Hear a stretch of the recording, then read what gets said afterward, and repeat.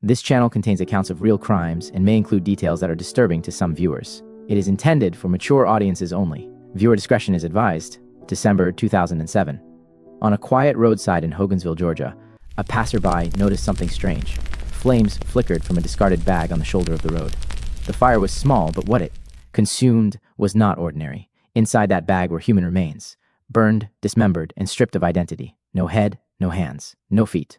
Nothing that could tell investigators who this person was. For days, then weeks, investigators scoured missing persons lists. They compared dental records. They looked for any DNA that could lead them to a name. But the case went cold, and for 17 years, the woman inside that bag had no voice, no identity, no justice. Authorities are asking for the public's help identifying human remains found off a Georgia highway. Families across the state wondered, was it their missing daughter? A runaway? A trafficked victim? The mystery gnawed at the community and haunted one mother who never stopped asking questions. Where is my Nicole? It would take almost 2 decades, new forensic genealogy, a tenacious district attorney, and the unrelenting determination of a grieving mother before the truth emerged. And when it did, it revealed not only a brutal killing, but also a betrayal so cold it shocked even seasoned investigators. Her name was Nicole Alston.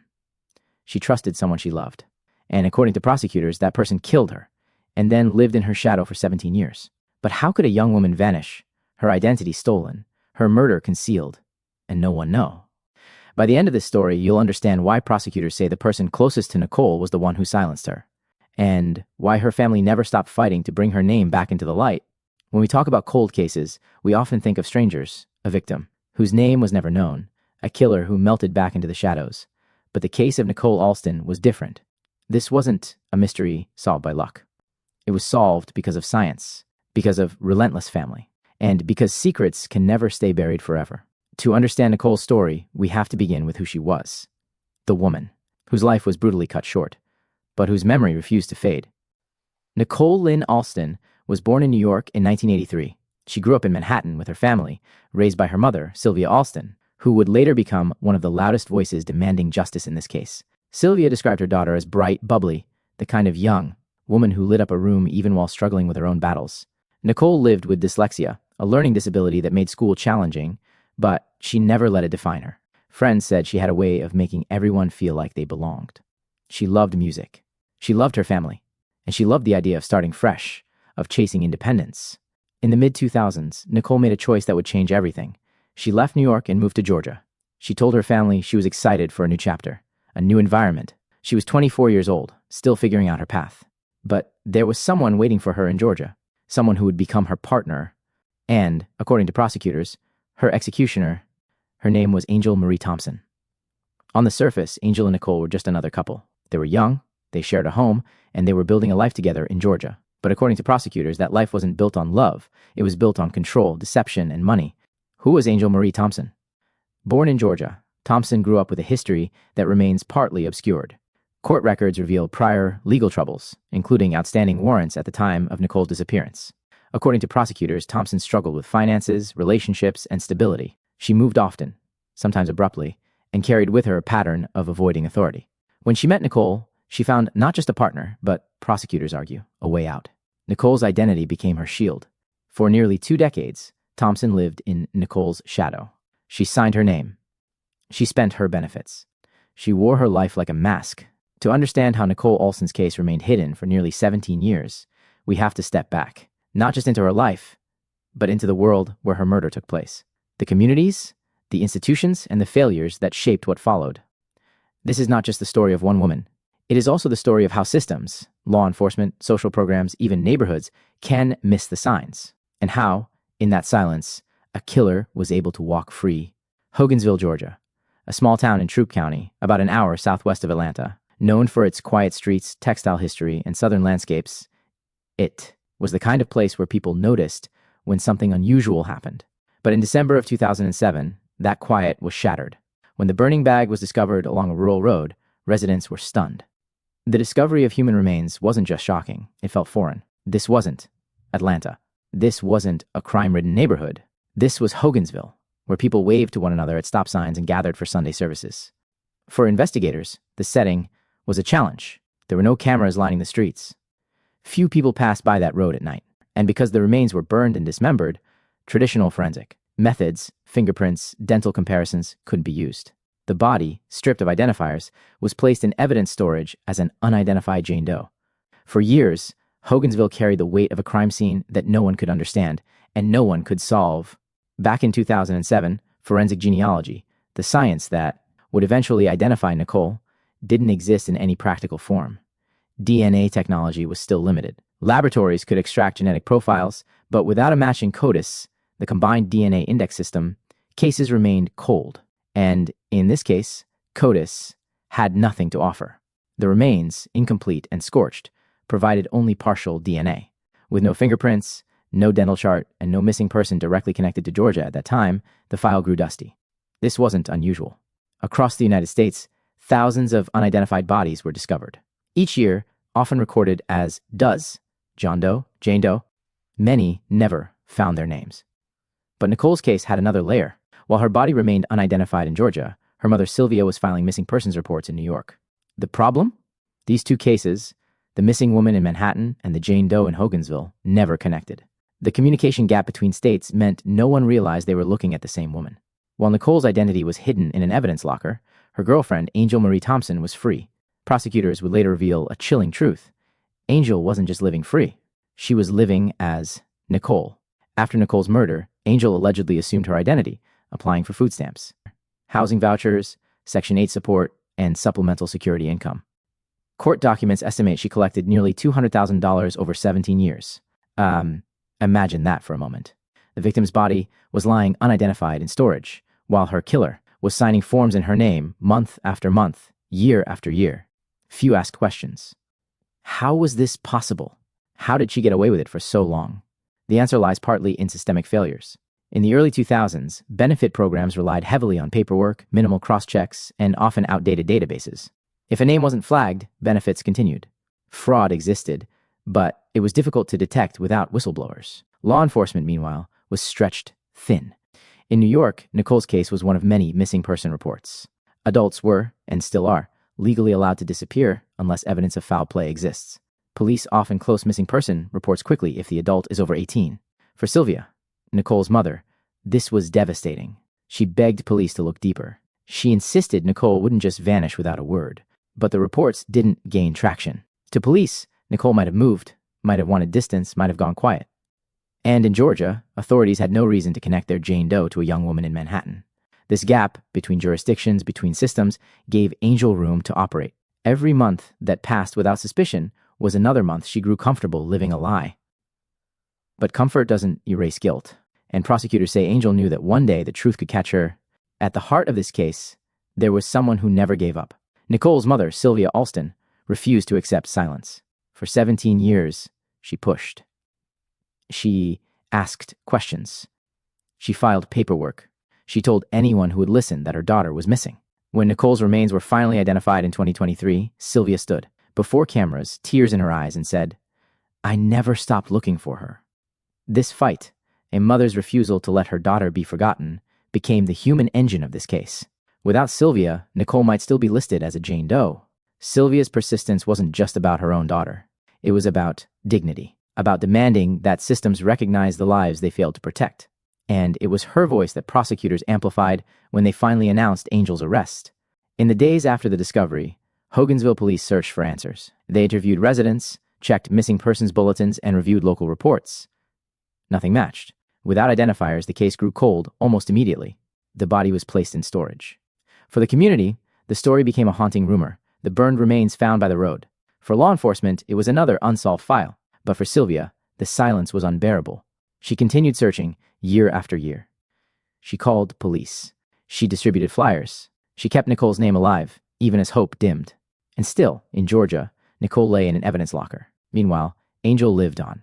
Prosecutors say she assumed Nicole's identity, securing benefits month after month.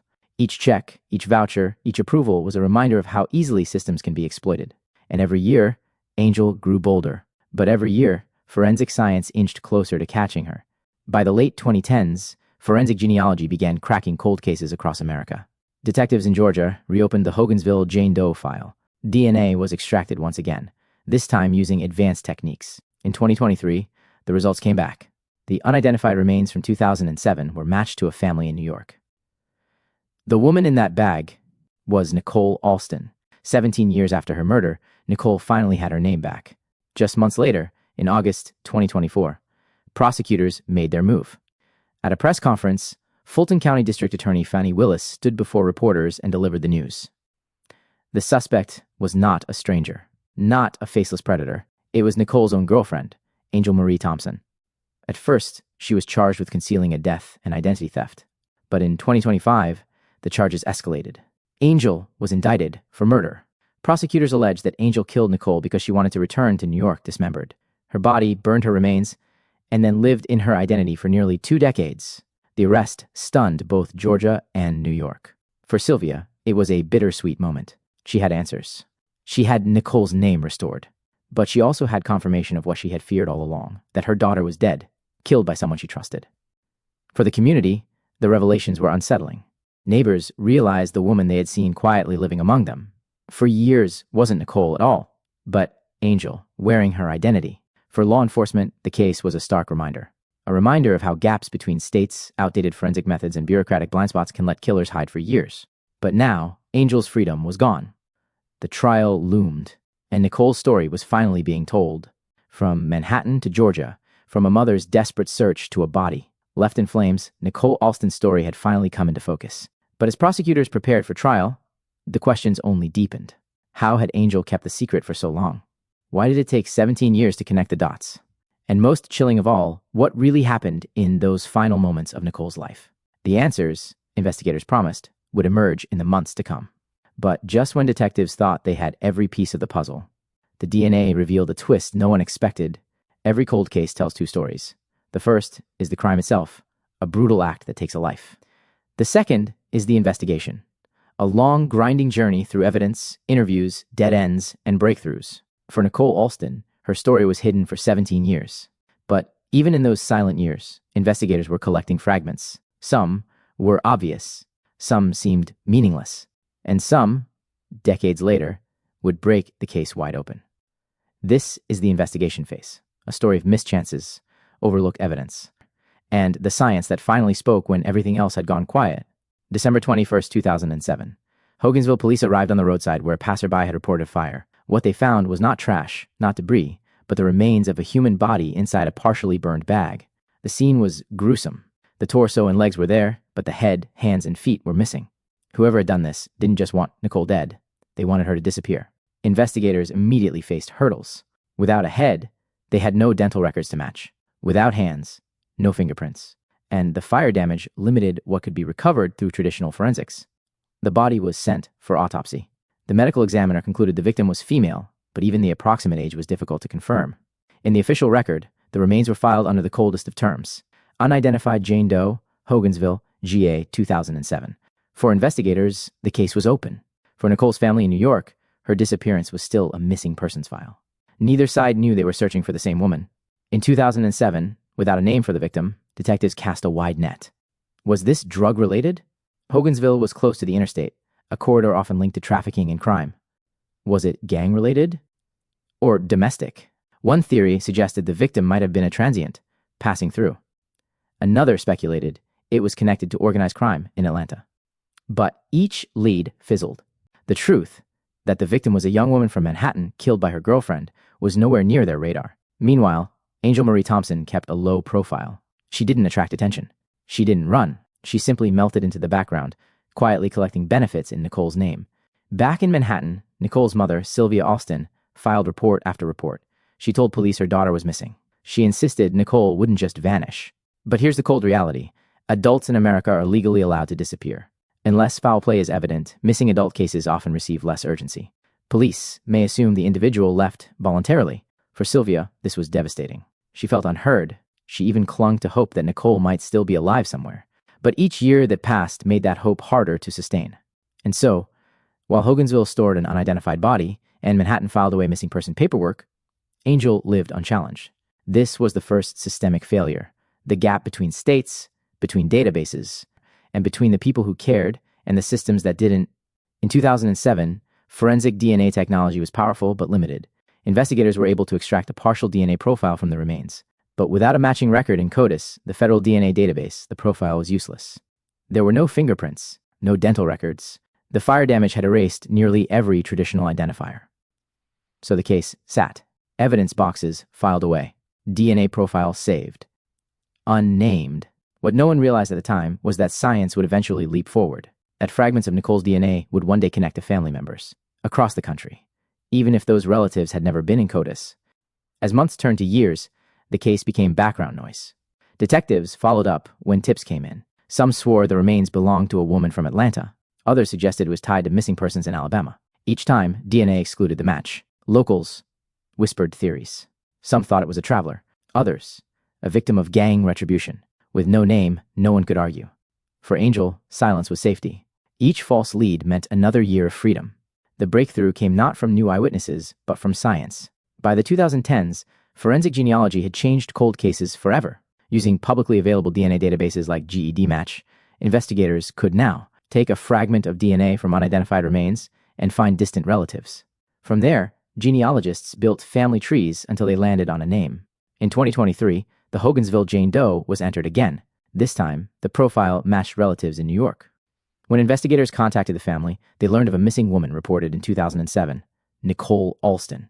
Finally, after 17 years, Jane Doe had a name. But the story didn't stop there. Investigators dug deeper into Nicole's case. They discovered that her social security number had been active for years. Someone was still filing for benefits. And then came the twist. DNA collected from Nicole's remains revealed not just her identity, but traces connected to someone else, her girlfriend, Angel Marie Thompson. It wasn't enough for an arrest. Not yet. But it was enough to reopen every file, re-examine every record, and put Angel in the crosshairs. Detectives began reconstructing 17 years of fraud. Records showed that Angel had applied for food stamps, housing assistance, and other benefits under Nicole's name long after Nicole's disappearance. Altogether, prosecutors allege she collected nearly $200,000. It was the financial paper trail that began to tighten the net. The DNA said Nicole was dead. The benefits said Nicole was alive. Only one person could reconcile those contradictions, Angel. And soon, investigators were ready to move. In August 2024, Angel Marie Thompson was arrested. At first, the charges were for concealing a death and identity theft. But as the forensic evidence solidified, as the fraud records mounted, and as the DNA linked her presence to Nicole's disappearance, the charges grew heavier. In 2025, prosecutors announced the ultimate charge, murder. 17 years after Nicole's death, the woman who had lived in her shadow was finally forced into the light. But the questions remain. Why did it take so long? What happened in Nicole's final moments? And could Angel really have hidden this crime for nearly 2 decades? All on her own? The investigation phase gave us answers. DNA, fraud, motive, but it also left haunting questions that would move with the case into the courtroom. It had been 17 years since Nicole Alston's body was left burning on a roadside in Hogansville, Georgia. 17 years of silence, paperwork, and deception. Now, the silence was broken. Not by police sirens or DNA analysis, but by the echo of a gavel in a Fulton County courtroom. At the center of the trial sat a woman, Angel Marie Thompson, Nicole's former girlfriend, accused of killing her, dismembering her body, setting it ablaze, and then living under her name for nearly 2 decades. The charges, murder, concealing a death, and identity fraud totaling nearly $200,000. The question before the court was simple in words but heavy in consequence. Was Angel Thompson guilty of killing Nicole Alston? And yet, as the proceedings began, nothing felt simple. The prosecution began with blunt force. Assistant District Attorney Fonnie Willis's team laid out the case in plain language. Nicole wanted to leave Georgia. She wanted to go home to New York. Angel did not want her to leave. Not because of love, they argued, but because of control. Nicole's name, her social security number, her benefits, those were Angel's survival. When Nicole made plans to leave, prosecutors say Angel made a decision. One prosecutor told the jury, Nicole Alston's body was destroyed to erase her identity, but Angel could not erase the paper trail. For 17 years, she signed her name, she cashed her checks, and she wore her victim's life as a disguise. But science caught her. And now, justice will too. The words hung in the air. The jury leaned forward. This wasn't just a murder case. It was a betrayal case, a fraud case, a case where every forged signature became a reminder of the body left behind. The defense told a very different story. Angel's lawyers admitted the fraud. They admitted she had used Nicole's identity, but they denied the murder. Their claim, Angel may have committed financial crimes, but she did not kill Nicole. The defense argued that Nicole's cause of death was uncertain. The body had been burned, dismembered. Autopsy could not confirm how she died. One defense attorney declared, "The state wants you to believe beyond a reasonable doubt that my client killed Nicole Alston. But they don't have a cause of death. They don't have a murder weapon. They don't have a confession. They have suspicion dressed up as science." The courtroom stirred. It was a bold strategy to separate the identity theft from the killing. If the jury believed Nicole might have died another way, Angel could walk free of the murder charge, even if she faced years for fraud. Next came the evidence. Forensic experts took the stand. They testified about the DNA profile extracted from Nicole's remains. They explained how in 2007 the profile was incomplete, but in 2023, new technology connected it to Sylvia Alston's family. One geneticist told the jury, "There is no doubt these remains belong to Nicole Alston. The match probability is greater than 1 in a billion." The prosecution displayed images of evidence bags, DNA reports, and benefit records. They showed a timeline: 2007, remains discovered; 2008 through 2024, benefits collected. Every year, Angel signed Nicole's name became another nail in the narrative of guilt. Fraud investigators followed. They laid out the trail: Section 8 housing applications, food stamp approvals, supplemental security income checks. The prosecution argued this was motive, that Angel killed Nicole not in passion, but in calculation, that Nicole's identity became her survival. One fraud investigator told the jury, "Every form submitted was a lie. Every payment received was stolen, but those lies told the truth. Nicole was not alive to sign her own name." It was powerful. But the defense pressed back. The defense grilled each expert. They asked the geneticists, "Could DNA prove cause of death?" Answer, "No." They asked fraud investigators, "Could fraud prove a killing?" Answer, "No." They hammered the phrase reasonable doubt. At one point, a defense attorney told the jury, "The state wants you to connect dots with a red string, but if even one dot is missing, you cannot convict on murder." For some jurors, the argument landed. For others, it rang hollow. Then came the emotional heart of the trial, Nicole's family. Her mother, Sylvia, took the stand. She described Nicole as a vibrant, loving daughter. She recalled filing missing person reports in New York year after year. She told the jury she never believed her daughter simply walked away. Sylvia's voice broke as she said, "I begged for someone to look for her. I begged. And all this time, her body was lying in Georgia." The gallery fell silent. Even the defense attorneys paused, letting the weight of her words linger. For the jury, it wasn't science or fraud records that cut deepest. It was a mother's grief. As the trial stretched on, the jury was pulled in two directions. On one side, DNA, fraud, motive, family testimony. On the other, no confirmed cause of death, no murder weapon, no eyewitnesses. The question became sharper with each passing day. Was the evidence enough? And then came a moment that shifted everything. When given the chance to testify, Angel refused. She did not take the stand. She did not deny the killing. She did not explain the fraud. The prosecution seized on her silence. One prosecutor told the jury in closing, "For 17 years, she spoke in Nicole's name. Now, when it is time to speak for herself, she has nothing to say." It was devastating. The defense argued her silence was her right. But jurors are human. Silence, in that moment, sounded loud. The trial ended with a battle of words. The prosecution, 17 years of fraud, 17 years of lies, 17 years since Nicole's mother heard her voice. This was not paperwork. This was murder. The defense, no cause of death, no weapon, no confession. You cannot convict on shadows. Reasonable doubt remains. And then the case was handed to the jury. When the jury foreperson stood, the room went silent. 17 years of grief, 17 years of questions, 17 years of silence, all distilled into a single word. Guilty. The word struck like a hammer. Nicole's mother, Sylvia, clutched her daughter's photograph so tightly the edges bent. Tears streamed as she whispered, "We got her, baby. We got her." For the prosecution team, the verdict was validation, a victory for persistence, for science, for the new age of forensic genealogy. For the defense, it was bitter defeat. Their argument, that fraud didn't prove murder, that no cause of death had ever been determined, hadn't carried enough weight. And for Angel Marie Thompson, it was the end of 17 years of freedom. She lowered her head, jaw tight, as the sentence was read aloud. But outside the courtroom, the verdict did not close the case. It opened a flood. For Sylvia, the verdict was both relief and torment. She had spent nearly 2 decades searching for answers, calling police, departments, filing missing person reports, handing out flyers. She lived through dismissals, indifference, and dead ends. Now, at last, Nicole's name was restored, and her killer named. But Sylvia also understood something darker, that the victory came too late. Outside the courthouse, she told reporters, 17 years. 17 years of lies, and my daughter's killer was right there pretending to be her. Justice came today, but Nicole should have been here to live her life. That's what was stolen. Nicole's siblings, cousins, and friends gathered beside her. Some hugged, some stood silent, eyes red. For them, the verdict wasn't closure. It was acknowledgement, a recognition that Nicole had been real, that her absence mattered, that her name wouldn't fade as Jane Doe. But even in grief, families often split in how they process justice. Some wanted the maximum penalty. Others said nothing could equal the loss. And some worried that the trial's unanswered questions, the exact details of Nicole's final hours, would forever leave a void. In the days following the verdict, vigils sprang up in both Georgia and New York. In Hogansville, community members lit candles near the rural road where Nicole's body was found in 2007. For years, it had been a place of whispered stories and unsolved mystery. Now, it became a site of mourning and recognition. In Manhattan, friends and family gathered outside Nicole's old neighborhood. They held photos of her. Smiling, young, vibrant, they prayed, sang, and told stories. One candle bore a handwritten note, "For Nicole, 17 years too long." At the vigils, people didn't speak of fraud or trials. They spoke of Nicole as a daughter, a friend, a sister. They remembered her laughter, her dreams, her plans. And they held onto each other in the knowledge that justice, however delayed, had finally come.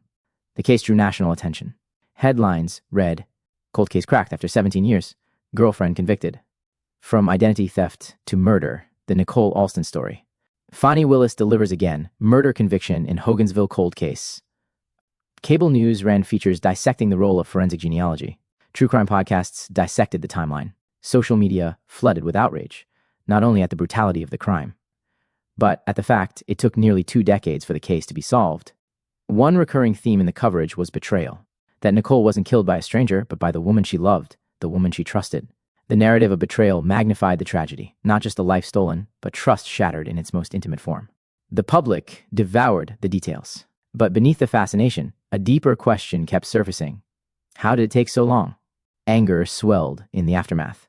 Some were furious at Angel, at the sheer calculation of fraud, at the audacity of living in Nicole's identity while her body lay unidentified. Others were angry at the system, at how databases failed, how New York and Georgia police never connected their cases, how bureaucratic silence allowed 17 years of fraud. Civil rights advocates pointed to the case as evidence of systemic indifference toward missing black women. National statistics showed disproportionate neglect of missing cases involving women of color. For many, Nicole's case became a painful example. One activist told local news, "If this were a different demographic, would it have taken 17 years? Would she have been Jane Doe that long? That's the question we have to ask ourselves." The anger wasn't abstract. It was directed at systems, at silence, at failures that let Angel thrive while Nicole's mother begged for answers. The case sparked calls for reform. Lawmakers pointed to 3 failures. 1. Forensic delay. That DNA extracted in 2007 sat unmatched for years, only later solved through genealogy. 2. Database gaps. That missing persons in New York weren't cross-checked with unidentified remains in Georgia. 3. Fraud oversight. That benefits were paid for years unchecked in the name of a woman long dead. Each failure, critics said, was a place Nicole's life might have been honored sooner. Some advocates pushed for stronger funding of forensic genealogy programs. Others demanded better coordination between states on missing person databases. Fraud investigators called for reforms in benefit verification, so no other family would learn years later that their loved one's name had been stolen for survival. Nicole's story, tragic and raw, became more than a headline. It became a policy discussion. And in vigils, in classrooms, in police trainings, her case is now remembered as a reminder that every Jane Doe is someone's daughter, someone's friend, someone who deserves to be named. And for Sylvia, her mother, Nicole's story is no longer silence, is testimony. But even with a conviction, questions remain. What exactly happened in Nicole's final moments? Could the system have caught Angel sooner? And how many other families are still waiting, right now, for DNA to speak the names of their loved ones? The aftermath of Nicole's case is not just justice. It is a warning, a reminder that in the shadows of every cold case, there may still be answers waiting. When Angel Marie Thompson was convicted of Nicole Alston's murder, the narrative seemed clear. One woman, one victim, one motive of control and fraud. But the years of silence left cracks in that story. For 17 years, Angel lived freely, filing paperwork, answering mail, renewing benefits. Could she really have carried this alone, without help, without suspicion? This question became the seed of theories, speculation, and alternate suspects. Some investigators quietly asked, did Angel have help? The dismemberment of Nicole's body was brutal, deliberate, and methodical. It suggested planning, strength, and a chilling determination to erase identity. One theory proposed Angel may have had assistance in disposing of the body, Perhaps a friend, perhaps a family member who remained silent. For years, rumors circulated in Hogansville. Locals whispered about a second vehicle seen near the dump site. Others claimed they heard late-night noises on the rural road, but these whispers never translated into confirmed evidence. In court, prosecutors dismissed the theory, saying there is no record of an accomplice. Every piece of evidence leads back to Angel Marie Thompson, and only Angel. Still, the unanswered question lingers. Could she really have carried the weight of this crime entirely alone? Another theory emerged from the fraud itself. Angel didn't just use Nicole's identity. She navigated complex systems, food stamps, housing, disability benefits. Some argue she couldn't have done this without guidance. Fraud investigators noted how rare it was for one individual to sustain identity theft for nearly 2 decades without a single flag. Was Angel part of a larger ring? Did others profit from Nicole's name? The counter-argument, Angel was meticulous. She wasn't running millions through offshore accounts. She was filing just enough to stay under the radar. Quiet crimes attract little attention. Still, skeptics wonder, if Angel had outside help to sustain the fraud, could those same people have been involved in Nicole's death? A more radical theory rejected Angel entirely. Some argue Nicole may have been killed by someone else, and Angel, opportunistic and calculating, simply exploited her identity afterward. Supporters of this theory point to the lack of confirmed cause of death. Nicole's body was burned and dismembered. The autopsy could not determine if she was strangled, shot, or stabbed. One defense lawyer told the jury, "The only thing we know is that Nicole died, but how she died and who killed her are questions the state cannot answer." If true, this theory paints Angel not as a murderer, but as a parasite, someone who discovered Nicole's absence and capitalized on it. The problem, investigators never found evidence of anyone else tied to Nicole's disappearance. Still, the possibility gnaws at those who distrust single-thread narratives. Could another killer have vanished into the night, leaving Angel to play the aftermath? Others argue the real accomplice wasn't a person. It was the system. Nicole was missing for 17 years. Police in New York filed her as a voluntary disappearance. Georgia recorded her body as Jane Doe. Neither system connected the dots. During that gap, Angel flourished. To activists, the system itself was complicit. Indifference, underfunding, and racial disparity made Nicole's case invisible. One advocate told CNN, "If Nicole had been a white woman from a wealthy family, she would not have been Jane Doe for 17 years, period." The counter, police did what they could with the tools they had. Forensic genealogy wasn't available in 2007. But for Nicole's family, systemic failure isn't theory. It's lived experience. They begged for help. They begged to be heard. And for 17 years, silence answered back. The state's motive was financial. Angel killed Nicole to steal her benefits. But some argue that explanation feels incomplete. Was fraud enough to drive murder? Others suggest deeper motives: jealousy, control, fear of abandonment. Nicole was planning to leave Angel, to return to New York. Did Angel kill not just for money, but to stop Nicole from leaving her life? Supporters of this theory cite behavioral red flags. Angel's controlling tendencies, her isolation of Nicole from family, her ability to mask a disappearance for years. The motive debate remains unsettled. Was it fraud? Was it control? Was it both? Or was it something else entirely, a rage no document can capture? Trials tell stories, but not always the whole story. Certain evidence never made it into court. Some rumors were never cross-examined. For example, whispers of a second sighting near the dump site. Reports of fraudulent paperwork filed with handwriting inconsistent with Angel's own. None were proven. None met the threshold of admissibility. But for those who study cold cases, these fragments matter. They point to questions still dangling in the shadows. So now, the question is yours. Do you believe Angel Marie Thompson acted alone? Do you believe she killed Nicole, or simply stole her name after another crime? Do you believe the system's silence was just failure, or was it willful neglect? And here's the hardest question. If Nicole's DNA hadn't been run again in 2023, would she still be Jane Doe today? 17 years. One body, one trial, one conviction. But in the theories, in the alternate suspects, in the systemic failures, the shadows remain. Nicole's story may have found a name, but the unanswered questions ripple outward, demanding more than a verdict, because in every unresolved detail, there's another possibility. And in every possibility, another story waiting to be told. The jury's guilty verdict was only the beginning of Angel Marie Thompson's punishment.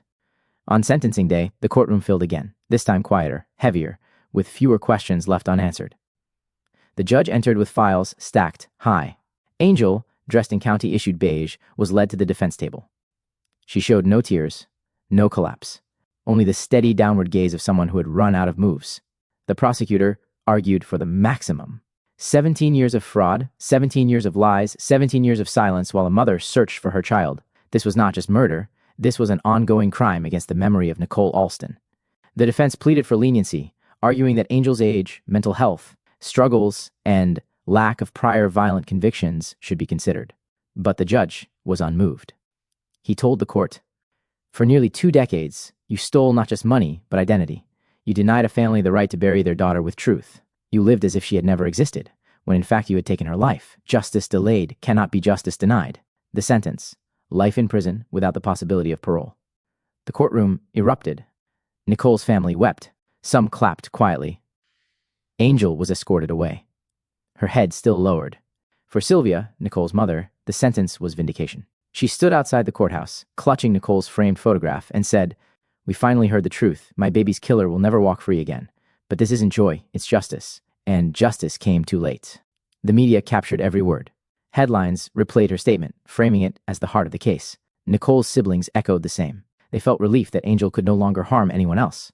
But they also admitted the ache of unresolved details. How exactly did Nicole die? What were her last words? Did she fight back? Those questions, forever erased by fire and time, would never be answered. For the family, resolution was not closure. It was confirmation. Confirmation that Nicole mattered. That her life, even in death, would not remain hidden under another woman's name. After sentencing, Angel was transferred to a Georgia State Correctional Facility. Prison records confirm she is housed in a medium-security women's unit. There, she is known not for murder alone, but for deception, the inmate who lived as another woman for 17 years.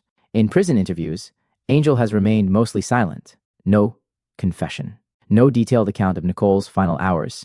Her lawyers filed preliminary paperwork suggesting possible appeals on technical grounds, but legal. Experts say the deoxyribonucleic acid evidence, fraud records, and jury conviction leave little room. To many, Angel's silence is the final betrayal. Not only did she take Nicole's life, but she denied her family the full truth. And so, even with Angel behind bars, the story feels unfinished. In Hogansville, residents spoke of relief. The case that had haunted their small town was resolved. In New York, Nicole's name was added to community remembrance walls. True crime followers debated the case online, often returning to one theme: betrayal. That Angel killed not a stranger, but her own partner. For activists, the case became a rallying point, a symbol of how cold cases involving Black women are overlooked and how DNA technology must be prioritized. One activist wrote, "Nicole Alston's story should change the system.